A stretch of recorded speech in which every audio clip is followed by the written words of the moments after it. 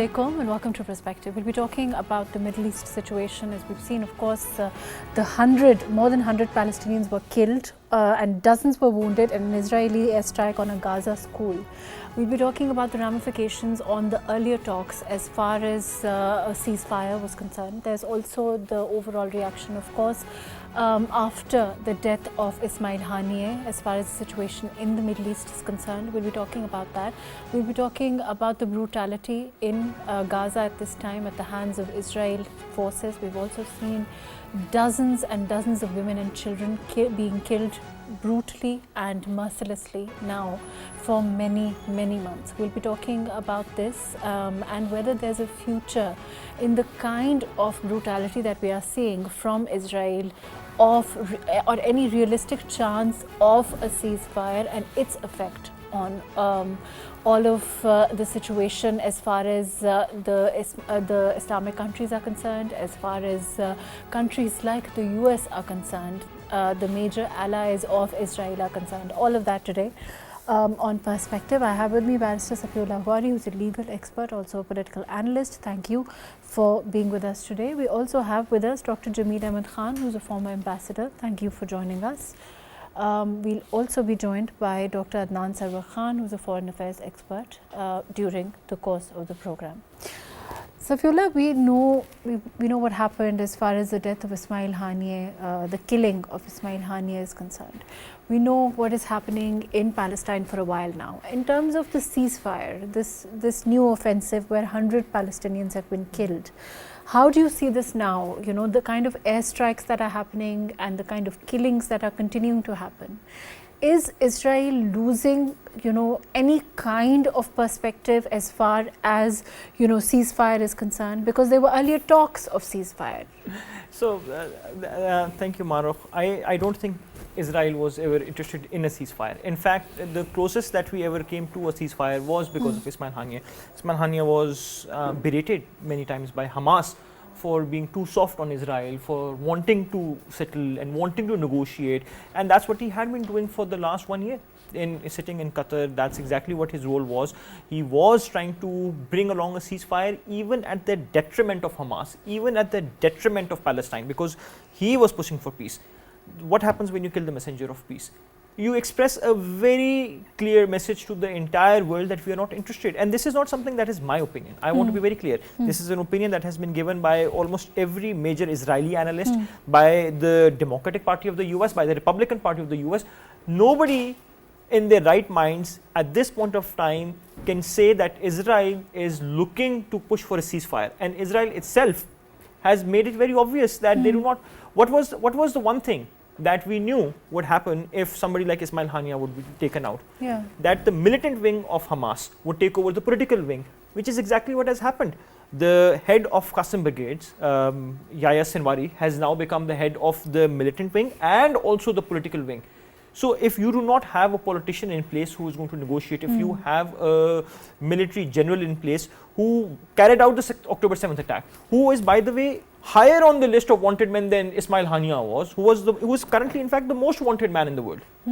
If that man has now become the head of Hamas and is now going to lead the negotiations, and his stance from the very beginning has been that he is not interested in any negotiations until Israel completely withdraws, gives away the land. What we have basically entered into is a never-ending war, and that's precisely what Israel wanted. Because, sorry, I just want to end this here. Netanyahu has been very clear. The conditions for victory in Palestine have not been well defined. Obviously, we don't know what a successful ceasefire would mean. But the conditions of victory as defined by Netanyahu have been the complete razing of Gaza, the evacuation of all Palestinians from Gaza, them taking over the entire land, they then deciding who can enter back into Gaza, they then deciding who the leader of Gaza will be. They have stated as much. So that obviously means that every single Palestinian has to die or leave. Otherwise, there is going to be no negotiation, there is going to be no ceasefire. Safiullah, if you heard what Jamil Sahib is saying, overall, of course, do you think that first of all, when we talk about allies like the US, we talk about Qatar and Egypt, Of course, we have seen from the Islamic countries their seriousness as far as this is concerned. But really, the one ally that can make a difference is the US. And the US seems to be standing with Israel, in all their brutality.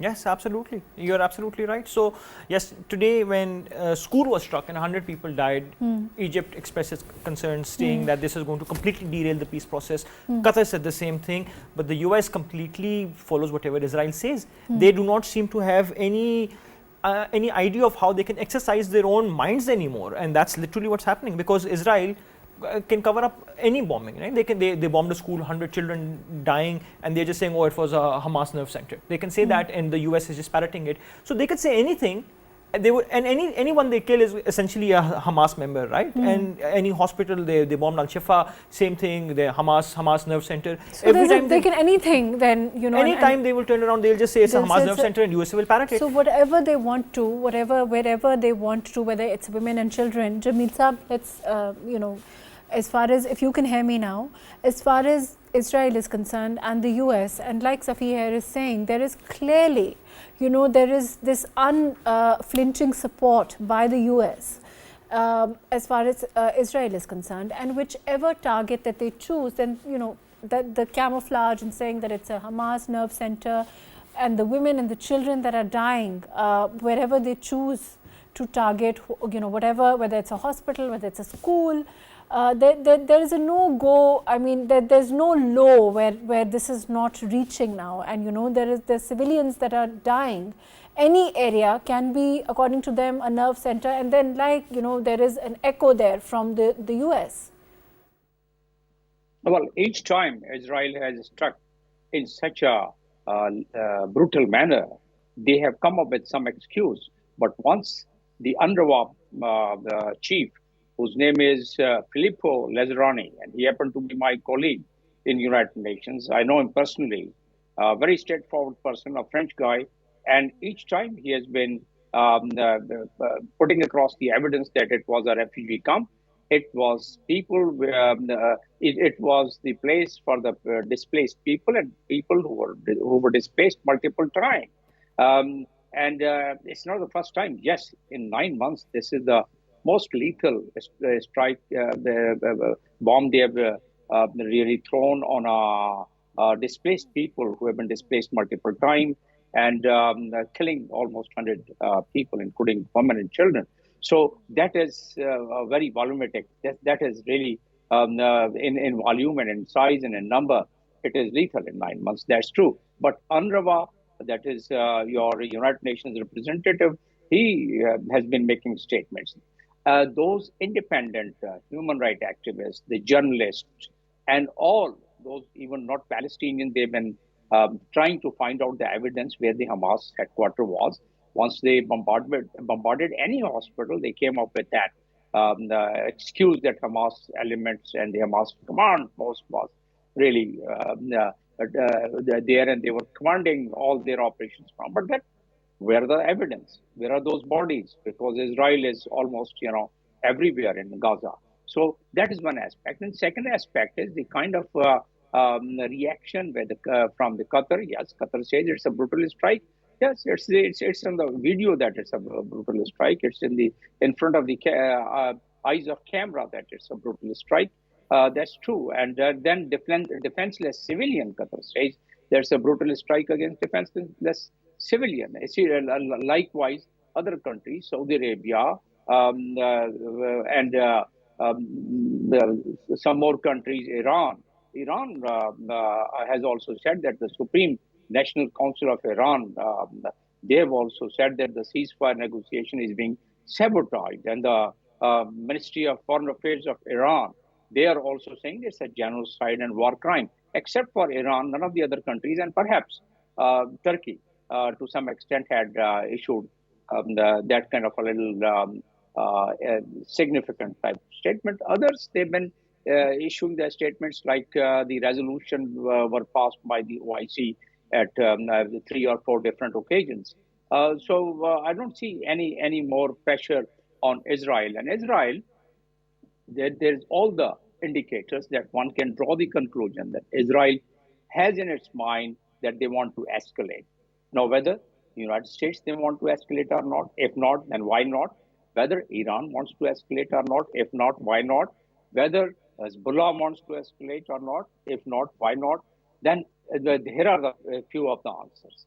That Iran, at this point in time, does not want a full-fledged war because Iran economy, because of Iran long resistance which they are putting up here, and Iran is now at the stage where reportedly it has reached to enrichment of the uranium more than 60%, and that is another cause that Israel, that the Netanyahu government finding an excuse somehow to get the chance. Let me, on that note, I'm going to take Dr. Adnan's view on this also.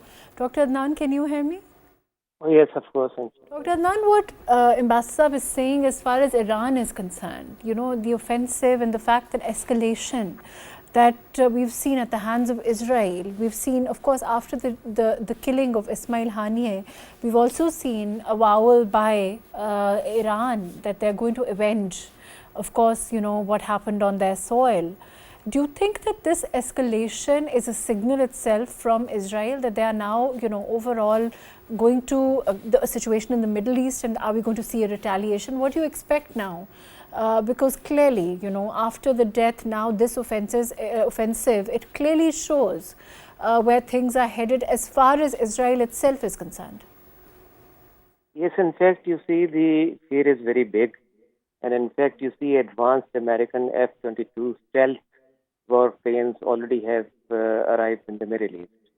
And this is in part of force posture changes in the region to mitigate the possibility of regional escalation by Iran or its proxies by the United States Central Command. So this shows that the United States and Israel and its allies are taking the revenge declaration or avenging this attack on Haniyeh in Tehran very seriously, and they are not complicit in this. However, Iran actually has to be cognizant also of the fact that United States is trying to be pulled in this manner when you see the attack was made in Tehran instead of any other place in the Middle East to assassinate Haniyeh, because they would like that this central pillar of what they say as axis of resistance, Iran, is comes face to face with the United States, and that finding that as a big excuse, Iran somehow attacks Iran's nuclear arsenals in whatever capacities they are. So this, I think, has a double-edged kind of a strategy by Israel in particular, and the United States, of course, knows it. The threats to Iran have been hurled many times over by Israel. And, of course, United States is in line with it, and most of the Western countries also would directly or indirectly back Israel if they say that, well, Iranians' nuclear installations, they were going to be a threat to the whole world region in particular. But anyway, the point is that there are two methods for Israel, either to indirectly, severely inflict Israel's and United States interest anywhere in the Middle East, or directly attack Israel in a lethal way. Now, both of them carry risks, but if direct attack is to be done, well, that may be directed against some noted defense or political personality of Israel, rather than damaging some civilian area. That could make some justification, as well as if this is done in any other part of the Middle East, like Syria or Lebanon, etc., etc. So I am of the view that despite the fact that Iran is up to it and Iran's very integrity is at stake, because people are saying overall, even the Muslims, that Iran probably is not that capable, despite the fact that it is standing resolutely against Israel in favor of Hamas. Yet you see, it has to show its mettle now. This is the time to show. But in which way? I think it could be a combination of war and diplomacy. And diplomacy also, in fact, if some very strong attack is made, so that the Israel's power position, strength of Netanyahu as a result of this assassination of their political commander, Hania, has been there since a week or so, 10 days a week since then, is lowered down a little bit. Otherwise, you see, Israel is becoming overconfident. And just now, you see, it has been bombing Khan Yunis and ordering the Khan Yunis people and southern Lebanon people to move away. So this also, but this at the same time shows that they have not been able to wipe out Hamas despite their tall claims and their intelligence that used to be said to be one of the best in the world and very quick. You see, they have not actually located the whereabouts of their hostages. So this is a big failure. Therefore, you see, Netanyahu, I think, in order to show to the world also, is saying that complete elimination of Hamas and the security with this. So, if you agree with what Dr. Adnan is saying, of course, as far as Iran is concerned, they are, they do probably feel that they have to prove now their mettle, so to speak. But in terms of the situation itself and the escalation, whether Israel is getting overconfident or whether whatever it's doing, the question is it's continuing to wreak havoc on the Palestinians, on Gaza. And that is transcending and crossing all limits. Right. But where does the backlash come, in your opinion, or does it come at all now? So, let me just sort of give my opinion by giving some historical background to the entire matter, and then I think I'll be able to better explain where I stand on the matter. Okay. So, Iran has wanted to function as a counterweight to Israel in the Middle East, and it does so reportedly by the West, but both sides can also agree that Iran exercises influence through several proxies like the Houthis, Hezbollah, maybe Hamas, maybe we don't know that as yet.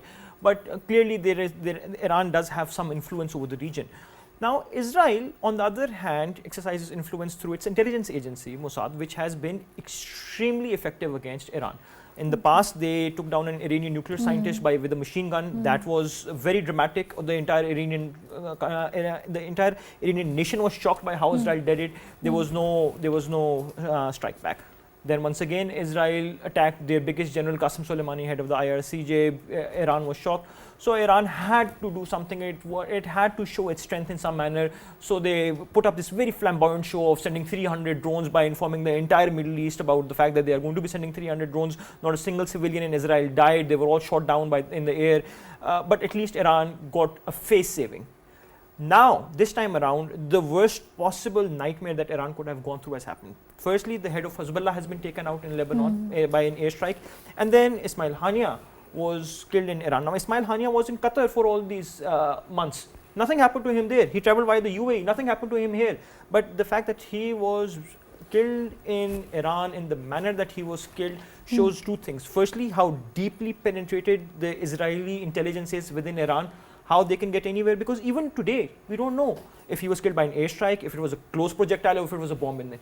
And Iran's not letting us know what it is. The lack of knowledge on Ismail Hania's death is alarming. So Iran obviously now has to do something. But it could be a ploy to keep everyone less informed as to the cause or how. We don't know that. On the other hand, I would think that it just goes on to show how incompetent Iran is in protecting somebody as important as Ismail Hania. He was a very, very important figure on the global stage. Iran was duty bound to protect their guest who was visiting, and they ended up failing. Of course, so it's a failure. Of course, this discloses how incompetent they are, and the entire talk about how. So once again, let's go back to the proxies. The proxies who feel like they can rely on Iran for help, like Hamas or Hezbollah or the Houthis, would then feel very underconfident. They would feel like maybe Hamas, if they cannot even protect themselves, if there are attacks taking place within Iran, what is it that they're going to do for us if tomorrow we need any help? And that is exactly what Israel wants. So Israel has done this before. This is an Israeli playbook which is on repeat. This is the same thing they did with Jamal Abdel Nasser. Jamal Abdel Nasser was building up his nation in Egypt. Israel had a problem that another technological power was coming up, so they attacked Egypt. They provoked Egypt consistently by killing 56 soldiers on Egypt. They pulled Egypt into a war, and they decimated Egypt. The same thing they want to do with Israel was with Iran. I apologize. But I'll echo what Dr. Jamil said here. So the idea here is to disarm the potential enrichment of uranium from Iran. But then on the other hand, Israel has also been very clear. Benny Morris, famous Israeli historian and advisor to the Prime Minister, Naftali Bennett, they've all stated in no unclear terms that they will use unconventional weapons, which is basically nuclear weapons. Now some say it's tactical nukes, some say it's nukes on Iran if they find out that Iran is enriching uranium. So whether Iran does something or does not do anything, they will continue to take increasingly provocative actions, either by using, going up all the way to using some sort of a tactical nuke, or by launching more airstrikes. So you're saying it's just the start as far as what's happening against Iran? Unless Iran responds. Because what's happened now is, from Iran's perspective, as I said earlier, from Iran's perspective, the central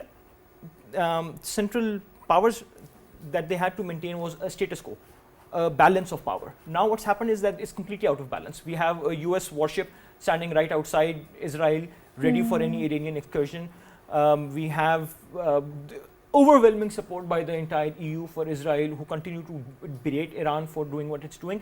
And Iran itself hasn't done anything either. I think Iran in many ways stands, I mean, I don't want to use the term that it's checkmated, but it appears that Iran has no options right now, because if it escalates, Iran stands to suffer a lot more.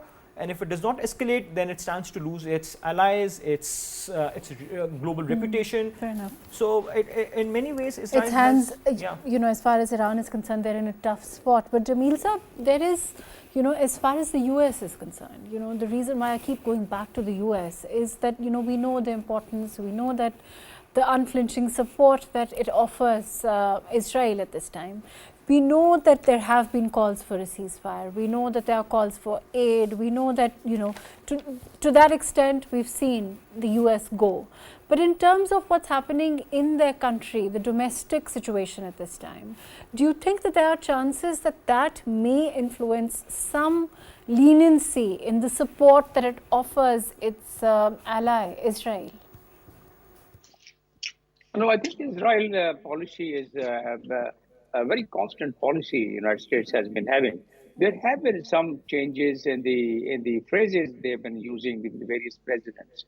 But so far as the consistent policy means the support of Israel in all form, that has never been changed, at least to my memory. So that support would continue, and there is a reason for it. There is a book, Israeli Lobby, written by John Shermeyer. So that explains everything, how that influence is brought on the U.S. decision makers, whether it's in the Congress or in the media, State Department, Pentagon, or all other institutions and organizations. So that describes everything. I'll just very briefly, in 1 minute, I'll try and just describe that. In fact, that Israeli lobby, they have a network in which any congressperson who tries to devise or who tries to break away from their influence, you will never find them winning the election again. And even before the election, they have to fill up a form showing their allegiance with the Israeli platform, the organization which they have attacked. So that has its ingress not only in the United States, in other countries also.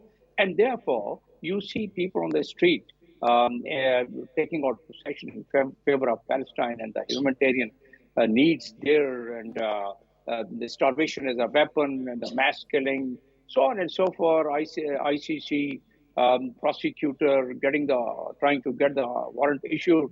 And then 146 countries recognizing Palestine. Once it goes to the Security Council, United States vetoes it, and once it goes to the Security Council for ceasefire on 27 December last year, or even later on, the United States vetoes that. So if we bear all these things in our mind, and I will immediately draw the strength of our argument from the history, and that is 1897 was the first meeting was held of the Zionist lobby in Switzerland. And whatever they conceived there and whatever vision they had drawn for themselves, in fact, Netanyahu is just carrying that vision forward and then trying to achieve that. Now, we are talking about the Middle East at this point in time. Yes, I think never before it had such a complex situation, and I would say such an alarming situation. Israel, on one side, with all its influence, is trying, and they have been succeeded, by the way, in getting all the military assets, so much of military assets of the United States in this region. And those military assets are not toys, they are there.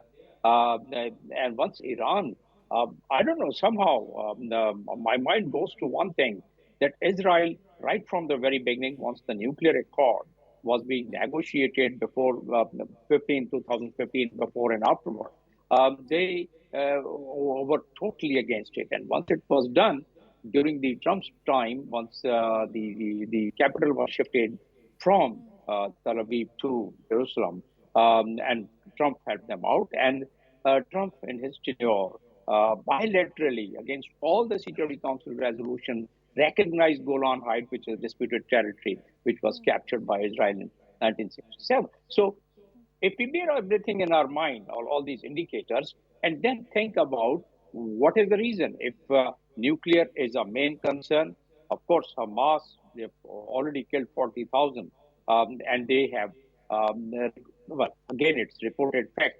I don't know whether it's fact or not, but it's reported. It has been reported in various media and some of the write-ups that Israel had requested Egypt to give them some space or to give them some land for the Palestinians to go and settle down there once they are pushed from Gaza. But somehow Egypt didn't agree with it, and Palestinians did not want to leave their land. So I think by far they have decided that they are going to eliminate Hamas, and in the process, I don't know how many more thousands Palestinians would be killed. They've done it in 48, where 554. Speaking, as far as Hamas is concerned, I'm going to include Dr. Adnan, and then I'll come back to you, Ambassador. Dr. Adnan, realistically speaking, the amount of power that Hamas has against Israel, how would you look at that? Of course, the kind of resources that Israel has at its disposal, and even with the kind of support that we are looking at this time, the chances of Hamas successfully defending the soil also, and their own stance, their own position, it seems difficult.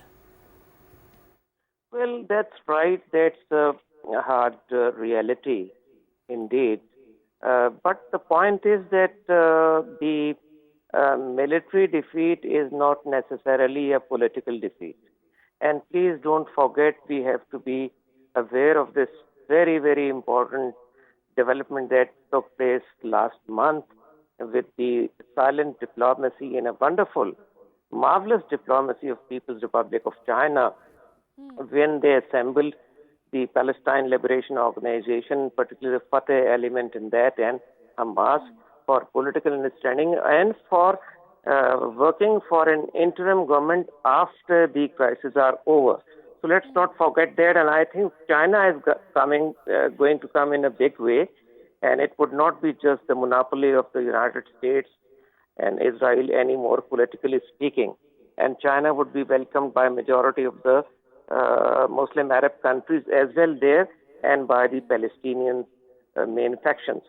So in fact, you see Hamas, as Daniel Hagari, one of the military spokesmen, the last military spokesman of the Israeli army, also said that is an idea. It cannot die at all. It cannot be eliminated.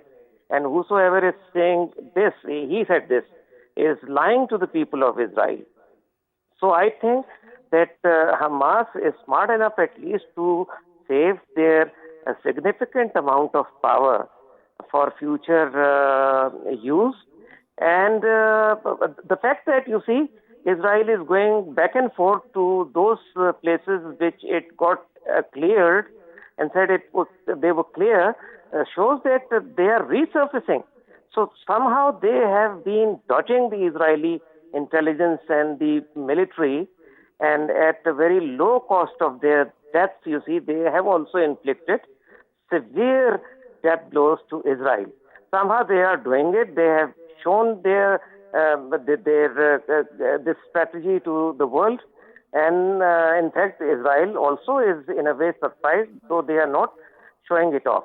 So I think that overall, and when to this extent, if some crisis happens, 40,000 deaths, the children 2/3, and women 2/3 in death, and old and sick.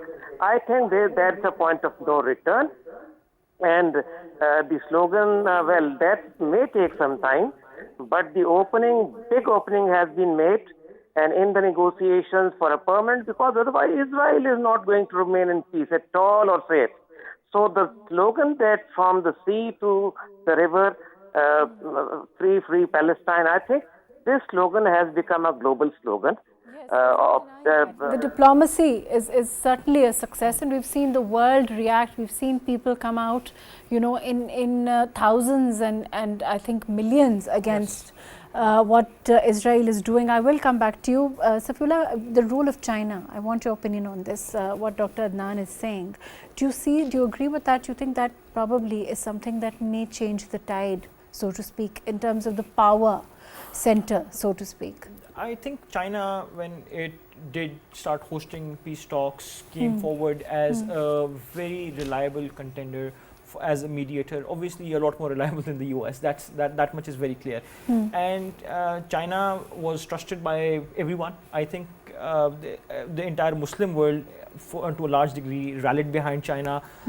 We obviously, as Pakistanis, trust that China would have done the right thing. However, the fact that the only person who could actually sit and talk to the Chinese, in this case Ismail Haniya, was taken out, and now the head of Palestine, who's supposed to even sit and talk to the Chinese, cannot appear over ground. He's actually underground, and that's where he has to now handle everything, and there are no means of communication. That shows that unfortunately China's hands are also tied. But I will get back to the success ratio of Hamas, and that's actually quite impressive. So recently, I think everybody saw the report by the CNN. It was a very extensive report that CNN had conducted along with 3 other think tanks. And this report shows that according to Israeli intelligence, these are all Israeli documents, Hamas had 24 brigades. From the 24 brigades, so far in 9 months, they have eliminated only 3 brigades. 21 brigades, Hamas brigades, are still there. Of those, 7 were damaged. But because of the way Israel is waging its war, Hamas is having a field day recruiting more people. And so those 7 damaged brigades were immediately replenished. And now they're back and fighting. And where are they fighting? They're fighting in the same areas that Israel had already cleared, thought that they had won. Now Hamas is back in those areas. So as Dr. Adnan just said, that it cannot be finished. There is no military solution to this problem. And what has Israel done in the process? It has bombed Palestine to such a degree that it is estimated that it will take 15 years just to clear out the rubble, let alone the rebuilding of Palestine. 15 years just to clear it so that rebuilding can start. That is the damage that they have done.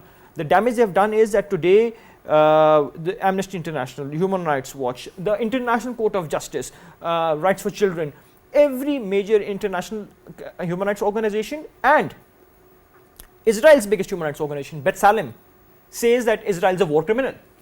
And what they are doing is basically, as a lot of people have already said, that they are live streaming a genocide. It is there for the whole world to see, and it is making history for everyone to take at least some lesson from, so that they can understand how such atrocities are committed and how the rest of the world stays quiet when atrocities are done. So I think we are sort of back to the Holocaust era that way. We are seeing why it's changed the way. I think Ambassador Jamil, I think that you would agree that, you know, it's changed the way the world looks at the powers at this time. It also changed the way that the world looks at atrocities. It's changed the way the world looks at, watchdogs like the UN, for example. The ineffectiveness of the UN has certainly been underlined, underscored in this manner. And, in that sense, it has changed the world. But do you think it's a lasting kind of change? Do you think that we will forever, of course, be reeling from the kind of tragedy that we see unfolding in front of us, the kind of tyranny that we see? But also, do you think that it will gradually bring about changes, changes that the world needs for the better? No, it speaks about the helplessness of the world. It speaks about the helplessness of the regional organizations such as the OIC. It speaks about the helplessness of the United Nations, where you have 193 member countries. Because why they're helpless? Not that they don't want to do it. In fact, they've tried their best to, bring peace in Gaza. They've tried their best to stop Israel. But there has to be some reason that it has not happened. And why it has not happened? Because there is only one way of making Israel adhere to the international law. As it happens, there are 42 Security Council resolutions, and that is related to Palestine I'm talking about. And that is related to the condemnation of Israel is about 31 resolution passed by the Security Council. And for refugees and for Jerusalem shifting, there are about 5, 6, 8 resolutions on each. None of them has to be adhered to. And the only way one can press, we were talking about the United Nations. Yes, United Nations cannot do anything unless Security Council. And what is Security Council? Security Council is basically a political organ of the United Nations. The United Nations Secretariat as a neutral is a absolutely professional wing of the United Nations, but Security Council and the General Assembly, they are the political wing of it. And then that is controlled by the Security Council is controlled by the veto power countries, the permanent members. And every time you take any resolution from any platform, it's vetoed. So what could have been the answer? Because there has been so much of pressure around the world. See the people on the streets, millions, thousands, hundreds and thousands of people. And all what we are discussing here, the human rights activists, the countries, they've been condemning it. They've been, siding with the Palestinians, their atrocities, their killing, the International Criminal Court, the genocide. But nothing is happening around. It's basically that the America and its allies, particularly the permanent members, they don't want that to happen. They are the That's right, of course, one is hard put not to agree. Unfortunately, that's all the time that we have today. Thank you so much for being with us. Barrister Safi Ghauri, thank you for joining us today. Dr. Jamil Ahmed Khan, thank you for being with us today. Dr. Adnan, Sarwar Khan, thank you for joining us. Of course, the way that the world's helplessness has been exposed, as Ambassador Jamil said, is certainly something that we watch every day, while thousands and literally die in front of us, those helpless women and children who continue to die in Gaza at the hands of brutality of Israel. We also, of course, know the ineffectiveness, but we also of organizations like the UN, and that the way that they continue to act as a political wing of certain countries. But of course, this is also a time where this tyranny has to end, and there is also a time when the world has to see this kind of brutality come to an end, where the world cannot continue to watch what's happening every day in front of us. As false promises are made, talks of perhaps ceasefire and aid are then perpetrated and underscored by more and more airstrikes that kill thousands even as we speak. Thank you so much for joining us today.